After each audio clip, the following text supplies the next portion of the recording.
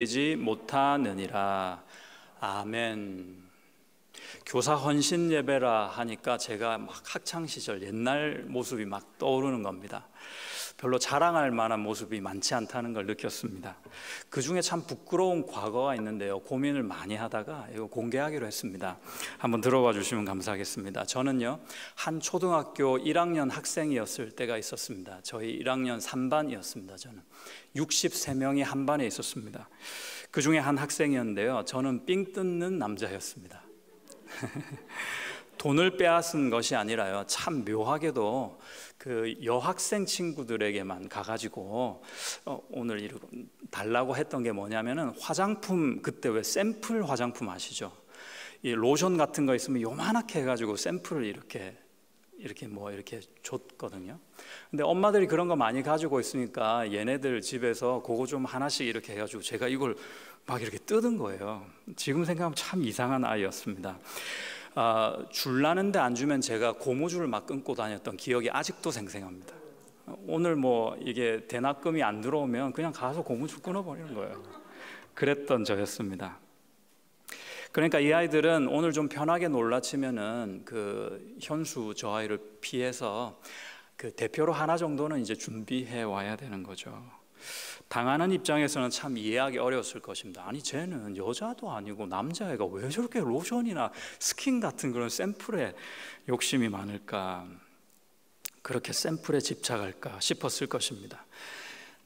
지금은 목사가 된 저를 그들이 알기라도 한다면 온 우주가 사기구나 싶을 겁니다. 오늘 말씀도 그때 그 친구들처럼 좀 의아스러운 면이 있습니다. 하나님께서 요구하시는 것, 그 대상 때문인데요, 19절 말씀을 한번 보시겠습니까? 19절 한 번 더 읽겠습니다. 시작. 너희를 위하여 보물을 땅에 쌓아두지 말라. 거기는 좀과 동록이 해하며 도둑질 하느니라. 뭔가 이상하지 않으세요? 이 한 구절. 지금 하나님께서 보물, 우리말로 돈 이야기를 하고 계신 겁니다. 저야 돈 이야기를 해도 뭐 이상할 게 없죠. 우리야 뭐 항상 돈으로 이렇게 살고 있는 사람이니까. 그런데 영이신 하나님께서 돈 이야기를 중요하게 하고 계신 겁니다. 살펴보고 넘어가야 할 부분이 있는데요, 하나님은 여러분 돈을 저주하지 않으십니다. 돈을 경멸하지 않으십니다. 하나님은 우리의 삶 가운데 돈이 필요한 것을 아십니다. 돈 자체는 나쁜 것이 아니라 오히려 선한 겁니다. 잠언 8장 20절 21절 말씀입니다. 나는 정의로운 길로 행하며 공의로운 길 가운데로 다니나니 이는 나를 사랑하는 자가 재물을 얻어서 그 곳간에 채우게 하려 함이니라. 하나님을 사랑하는 자를 축복하시는 대표적인 방법 중에 하나가 그 곳간을 채우는 방법입니다. 문제는 그럼 어디 있느냐? 이 돈을 어떤 식으로 모으느냐가 문제입니다. 이 돈을 쓸 때 안 쓰고 다른 곳에 허비하는 것이 문제죠. 그리고 이 돈을 맹목적으로 추구하는 우리의 내면, 우리의 속성이 사실은 문제입니다. 오늘 19절 말씀에서 보셨다시피 문제는 이 돈을 또는 이 보물 재물을 땅에 두는 것이 문제입니다. 이 보물, 이 재물, 돈을 땅에 쌓아두는 것이 문제라는 것입니다. 1세기 유대인들은 진흙을 이겨서 집을 지었거든요. 그래서 도둑질 하려면 아주 문을 따지 않고도 쉬웠어요. 그 진흙으로 이겨낸 벽을 긁어서 이렇게 구멍을 내서 이렇게 훔쳐가면 되는 거였습니다. 그래가지고 집주인이 어디 좀 멀리 갈라치면 돈이나 좀 이렇게 값비싼 집에 있는 그런 것들을 어디에다 두었느냐, 땅을 파서 안 보이는 곳에 묻어 두었습니다. 근데 그 땅이 습기도 있고 여러 가지 환경이 안 좋으니까 좀이 막 생기는 거예요. 그리고 동록, 그러니까 동전에 이 녹이 쓰는 겁니다. 가치가 떨어지겠죠. 좀과 동록이 거기에 이렇게 쓰이는 거죠. 땅에서는 아무리 애를 써도 손실이 발생할 수밖에 없다 하는 것이 기정사실이었다는 것입니다. 다시 한번 문제는 무엇이라고요? 우리의 마음입니다. 우리의 마음이 돈에 대해서 어떨까요? 단 한 단어로 이렇게 정의할 수 있습니다. 디모데전서 6장 10절입니다. 같이 읽겠습니다. 시작. 돈을 사랑함이 일만악의 뿌리가 되나니 이것을 탐내는 자들은 미혹을 받아 믿음에서 떠나 많은 근심으로써 자기를 찔렀도다. 아멘입니다. 돈 자체는 좋지만 그 돈을 사랑하는 우리 마음이 악이라는 것이죠. 돈을 사랑한다는 게 어떤 것입니까? 여러분, 저는 돈을 좋아합니다. 싫어하지 않으니까 좋아하는 겁니다. 이상하게 보지 마시고 다 그러시면서 돈을 그건 괜찮아요. 돈이 필요한 거 그건 괜찮습니다. 돈을 사랑하는 것은 문제가 심각합니다. 좋아하는 것과 사랑하는 것은 어떻게 틀립니까? 사랑하는 것은요, 사랑하는 것 때문에 다른 것들은 희생해도 된다는 겁니다. 다른 것은 버리더라도 사랑하는 것만은 찾아야 되는 겁니다. 그걸 사랑이라고 합니다. 좋아하는 것은 언제든지 바꿀 수 있습니다. 그런데 사랑하는 것은 대체가 불가능한 것이죠. 그런데 우리가 그 돈을 사랑한다는 것이 1만 가지 악의 뿌리가 된다, 성경은 진단해 주십니다.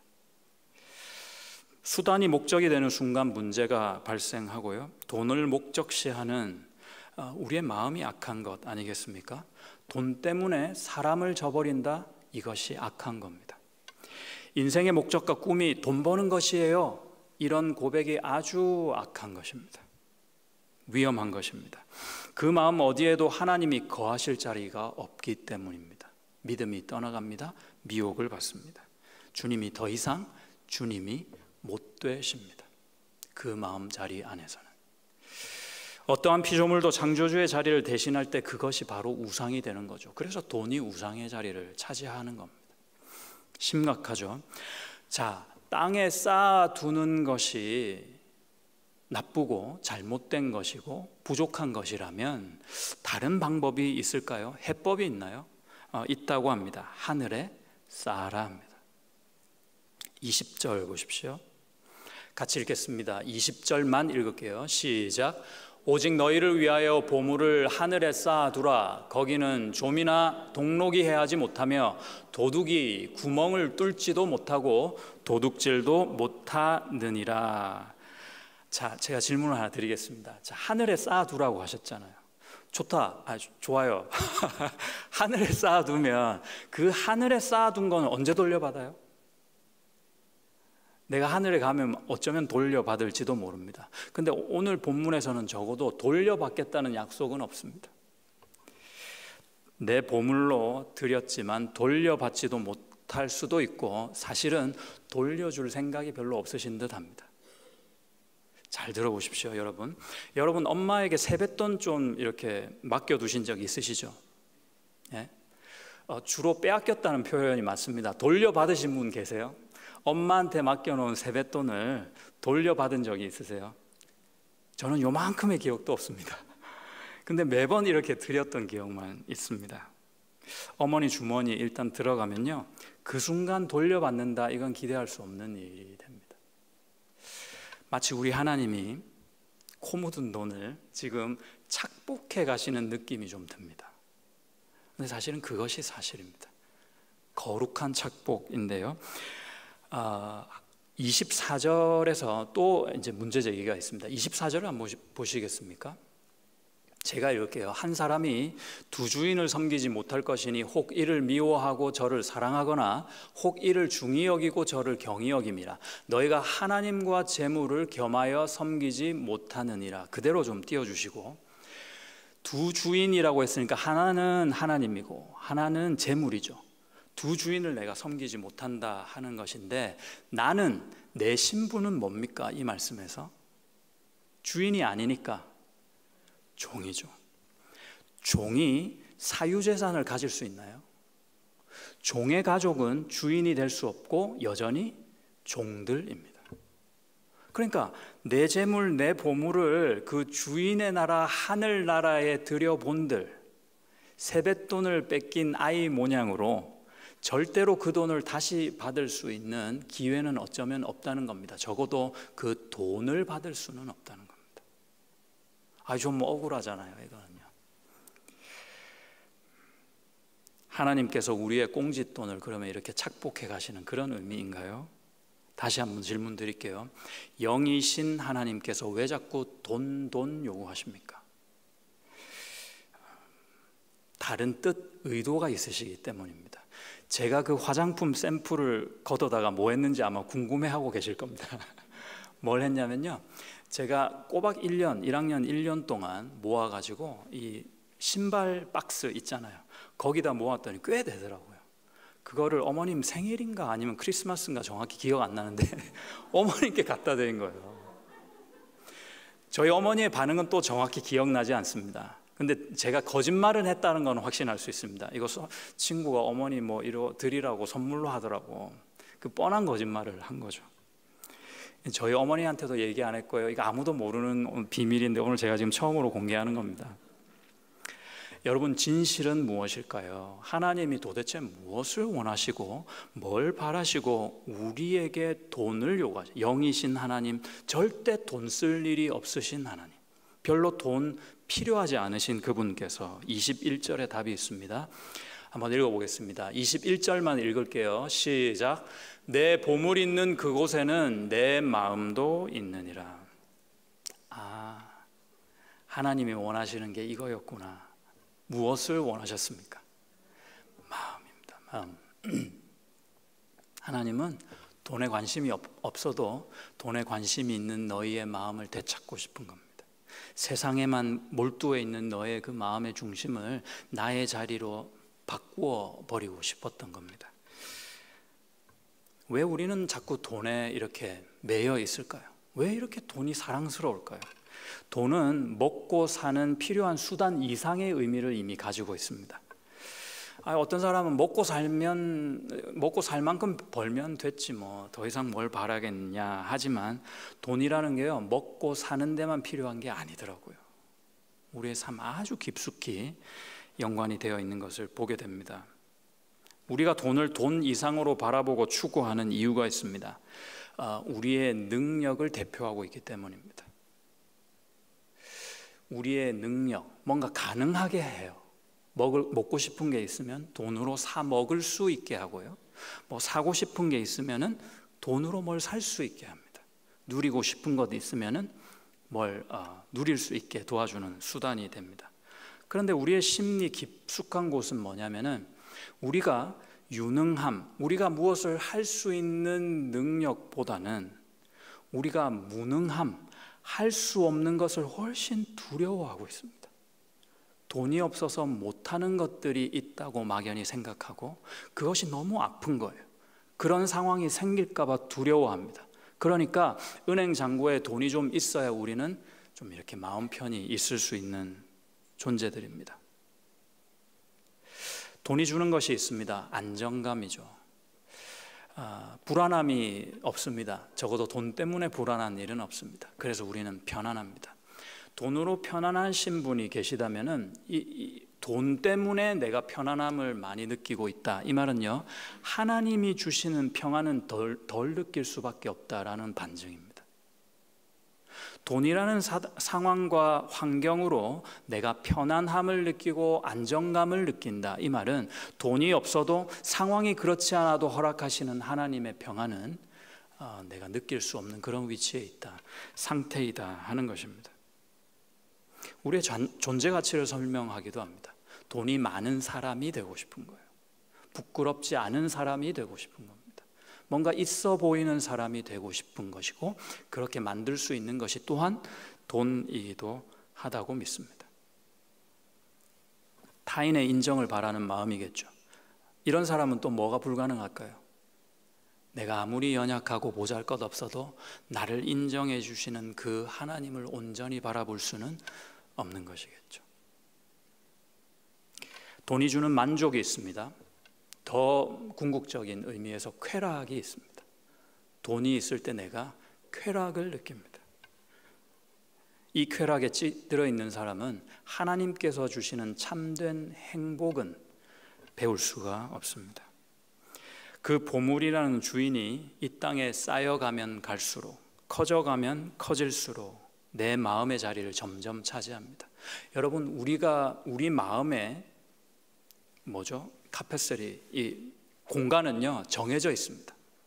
그러니까 열이라고 하면 둘, 셋이 들어오면은 8, 7으로 맞춰지는 거죠.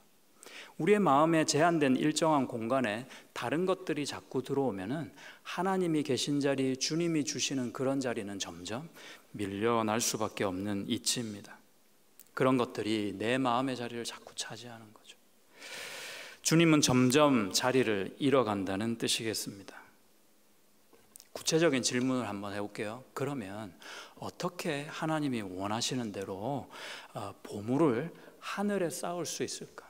여기서 보물은 여러분이 이미 짐작하셨듯이 돈에 국한되지 않습니다. 많은 것을 말하고 있습니다. 어떻게 하면 나의 그 보물을 하늘에 쌓을 수 있는 방법이 있을까? 간단합니다.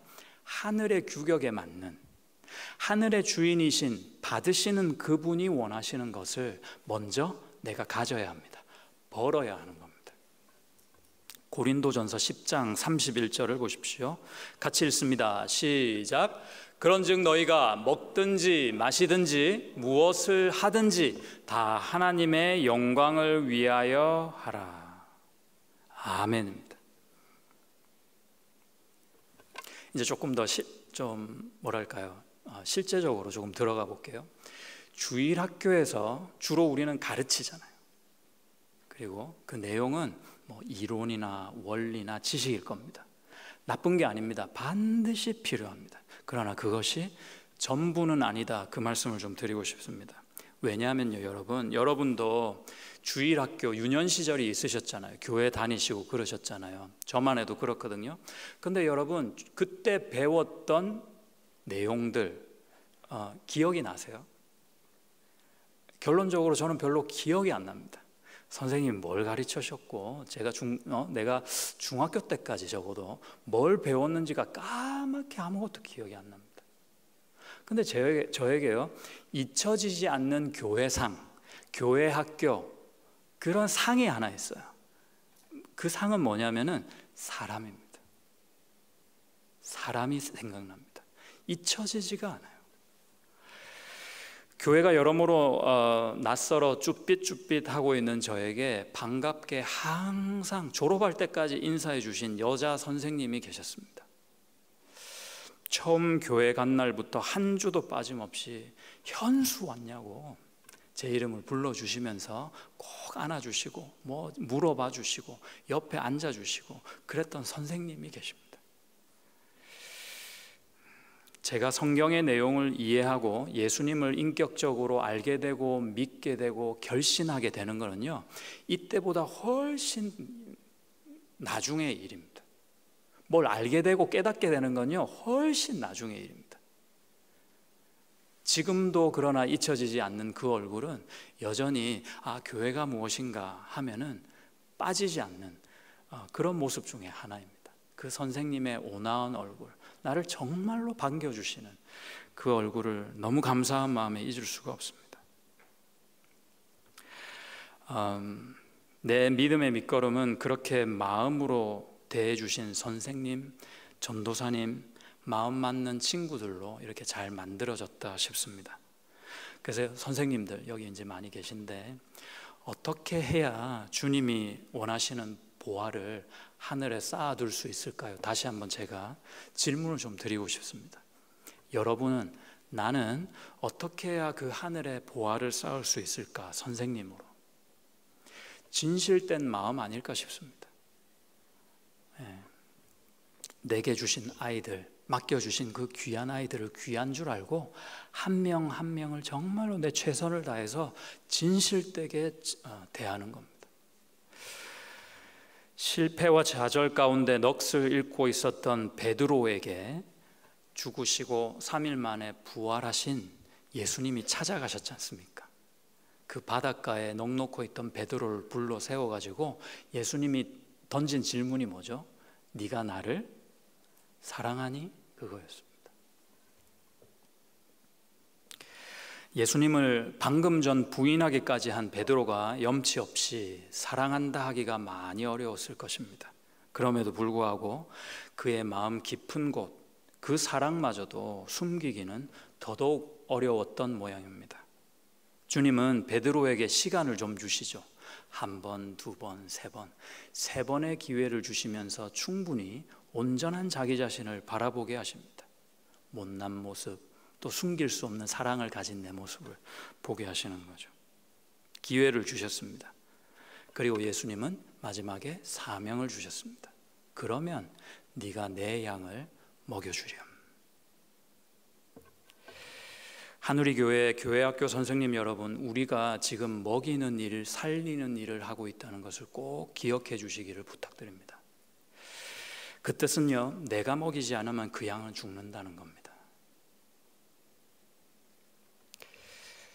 이론과 원리도 중요하지만 사랑으로 먹이는 것임을 꼭 잊지 말아 주시기를 예수님의 이름으로 부탁드립니다. 그 사랑은요, 베드로에서처럼 하나님을 사랑하는 내 사랑이 있어야 가능합니다. 뭔가를 나도 먹고 나도 살아야 그걸 뭔가 나누어 주지 않겠습니까? 곳간에 인심 난다고. 그 다음에 맡겨주신 그 양들을 진실되게 사랑할 수 있는 것이죠. 주일마다 예배당 문으로 들어오는 아이들 한 명 한 명을 볼 때 기적같이 반가운 거예요. 이 아이가 어떻게 오늘 교회에 다 왔을까? 이게 정말 참 기적이거든요. 사단의 방해가 엄청났을 건데 이 아이가 교회 문통을 넘어 들어오고 있는 겁니다. 너무너무 반갑죠. 야, 아무개야 왔냐고 좀 이렇게 과하게 반가워하고요, 과하게 안아주시고 과하게 인사해 주시고, 제 경험으로는 그게 남더라고요. 그 진실된 마음이 어린 마음에 잘은 몰라도 그것만 남더라고요. 그렇게 반가워지실 수 있기를 축복합니다. 언제나 아이들을 위해 절인 마음으로 기도할 수 있는 마음이 생겨나시기를, 더 풍성해지시기를 축복합니다. 그 아이들을 통해 주님을 사랑하실 수 있기를 축복합니다. 요즘 저는요, 어떻게 하고 있는지 잠깐 소개를 드리려고 합니다. 저는 이제 기쁨의 나라 아이들과 함께 살고 있는데요, 한 서너 살밖에 안 되잖아요, 이 아이들이. 기쁨 아이들과 함께 나누는 바로 직전 주일 말씀을 잠깐만 그 토막만 소개해 드릴게요. 본문이 창세기 2장이었거든요. 제목이 에덴 동산의 명령입니다. 하나님이 명령하신 게 있었거든요. 네, 설교 중 한 부분인데요, PPT를 한번 보시면은 그 중에 한 토막인데, 그러니까 제가 앞에서 이제 이렇게 그림을 띄우고 얘기했어요. 여러분 이게 뭘까요? 좋습니다. 역시 한 번 더 하겠습니다. 여러분 이게 뭘까요? 그렇습니다. 빨간 딸기입니다. 목사님이 정말 좋아하는 빨간 딸기예요. 그러면 다음 넘겨주시고, 여러분 그럼 이건 뭘까요? 버섯이에요. 그런데요, 하나님이 여기에 우리는 못 먹으라고 독을 넣어주셨어요. 그래서 먹지마 하신 버섯이에요. 독버섯이에요. 그런데 색깔은 똑같아요. 너무 예쁜 빨간색의 버섯인데 하나님이 먹지마 하셨으니까 먹으면 안 되는 거예요. 각설하고 이 설교의 주제는요, 아무리 먹음직스러워 보이고 그럴싸한 그런 선악과라 해도 하나님이 먹지마 하면 이유불문하고 순종하고 먹지 말아야죠. 예수님을 믿고 따라야 돼 하면은 예수님을 믿고 따르는 것이 우리의 모습, 우리의 태도라는 것이었습니다. 그 다음 날 학부형에게서 카톡이 왔습니다. 카톡 내용이 이렇습니다. 목사님, 우리 집 아무개가 매주 목사님 설교를 다 기억하고 집에 오면 미주알 고주알 다 얘기해줘요. 너무 감사합니다, 목사님. 제가 답변을, 그래요? 오히려 제가 더 고맙네요. 이 얼마나 뿌듯한지 모릅니다. 그런 피드백이 오면은 요만한 꼬맹이가 뭘 안다고, 그죠? 그러면서 이제 마지막에 학부형이 이렇게 질문하십니다. 목사님이 딸기를 그렇게 좋아하신다면서요? 그것만 남아 있는 거예요, 애들.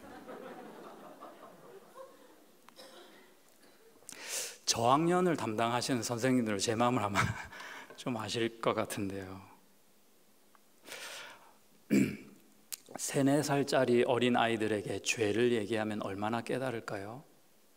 그 아이의 죄를 위하여 예수님이 오셔서 너를 위해 십자가 지시고 죽으시고 부활하신 다음에 이제 곧 오실 거야 라고 얘기하면 몇 프로나 이해할까요?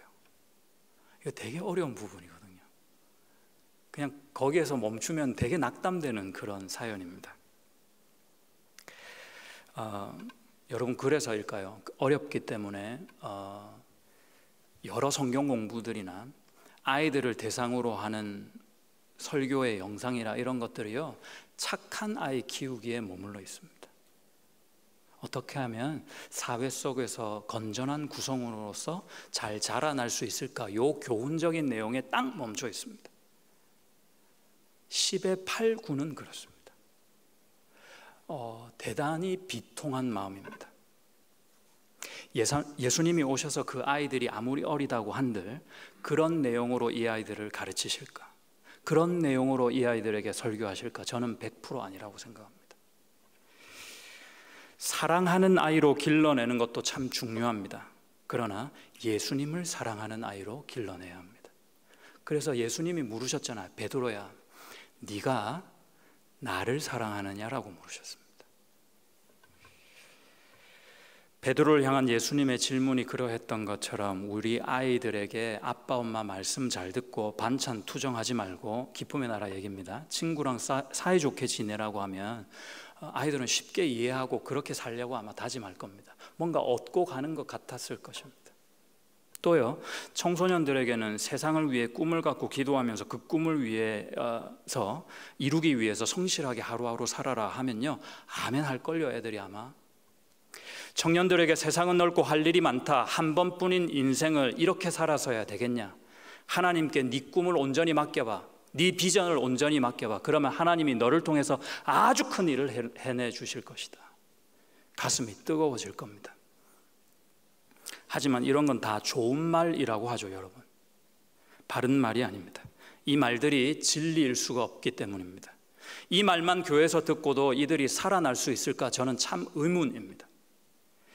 천국에서 그 아이들을 만날 수 있을까요, 여러분? 장담하십니까? 그런 얘기 듣고 뭔가 가슴은 뜨겁고 아멘 소리는 컸는데 그 아이들이 천국에서 나와 만날 수 있겠냐 하는 질문입니다.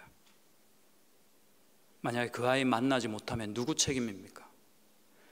주님께서 천국에서 나를 책망하는 모습을 여러분 한번 떠올려 보십시오. 그 책망 우리가 어떻게 다 감당해야 합니까?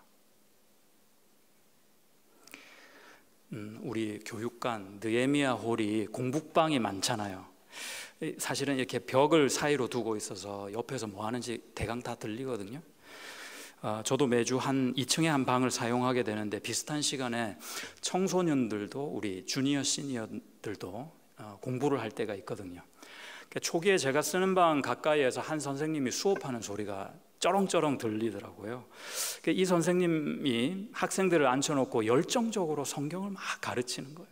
뭐 애들 대답 소리는 별로 안 들리는데 열정적으로 막 가르치시고 예수님의 구원에 대해서 막 어마어마한 열의를 가지고 가르쳐 주시더라고요.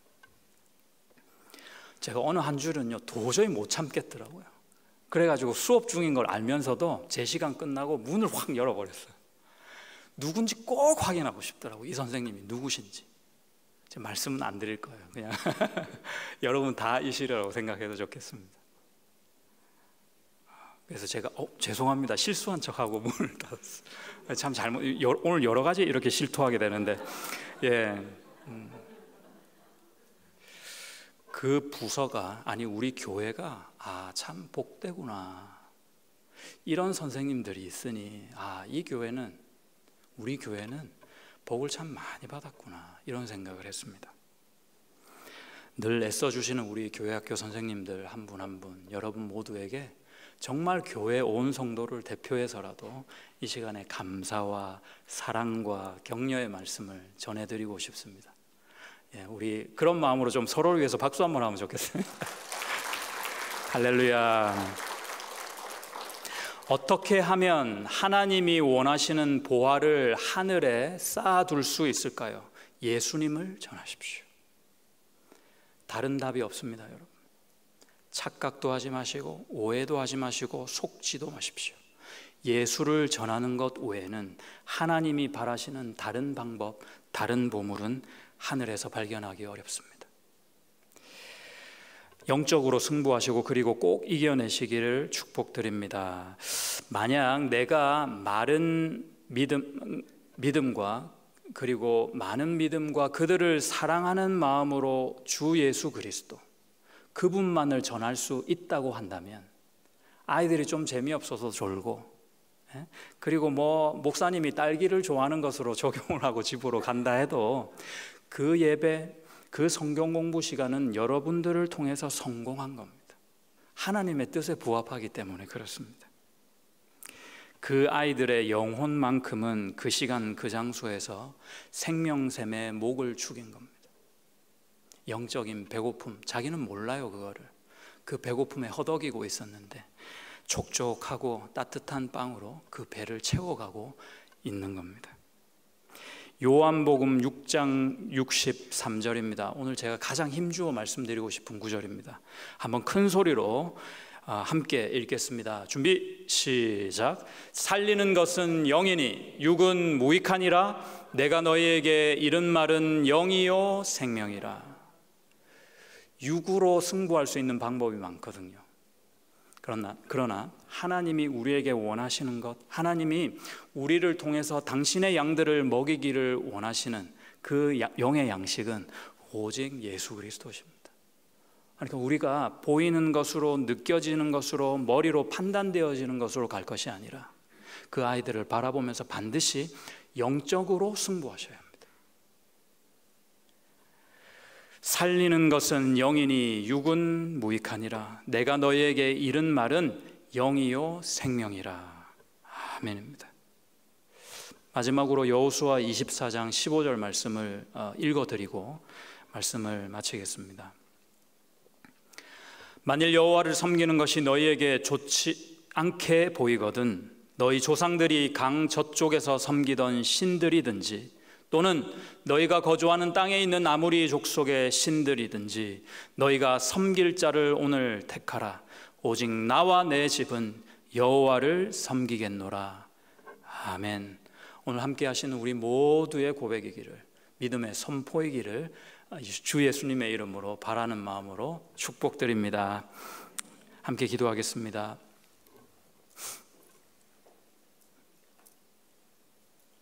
하나님 감사합니다.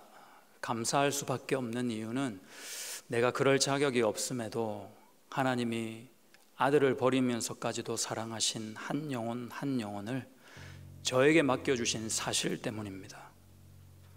하나님, 더욱 주님 앞에 겸손케 하시고 더욱 주님 앞에 지혜롭게 하시고 아무쪼록 살리는 것은 영이라 하는 이 귀한 말씀에 우리의 믿음을 실어 계속 주님의 이름으로 전진하고 승리하는 우리 모든 선생님들, 우리 모든 교회 되게 도와 주시옵소서. 감사드리며 예수님의 이름으로 기도합니다. 아멘.